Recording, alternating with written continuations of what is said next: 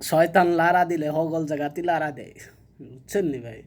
শয়তান হগল জায়গাতেই আছে, ভালা জায়গা তো শয়তান আছে, মন্দ জায়গা তো শয়তান আছে। শয়তান এমন এক জিনিস যে কোন জায়গায় প্রবলেমে হবে, কোন জায়গার বালা থেকে মন্দ হইবে, এটা সব শয়তানে বালা বুঝে।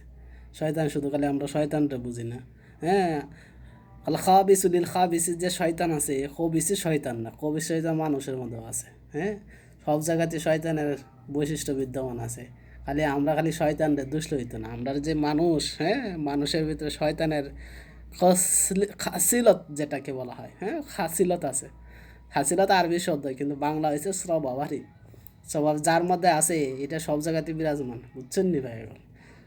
আসেন আমরা সবাই আল খাবিসুলিল খাবিসে শয়তানের স্বভাব পরিত্যাগ করি, আইসা মানুষের মানবতার কল্যাণে কাজ করি, মানুষের সমালোচনা পরিহার করি, নিজের চিন্তা সারকায় তেল দিই, অন্য সারকার না তেল দেওয়া এবং অন্য মাথায় তেল দিয়া, হ্যাঁ, আপনার কথা কইয়া, মধুর মধুর কথা কইয়া, মিষ্টি মিষ্টি হাসি কইয়া, নিজের স্বার্থের জন্য আপনার পরের বাপ ডাকতে পারবা, পরের মাথার তেল দিতে পারবা, হগলদাই কথা পারবা নিজের স্বার্থের জন্য। তবে নিজের স্বার্থে সেইটা বেশিক্ষণ থাকে না, পরের মাথায় তেল দিয়া আপনি কয়দিন থাকবা?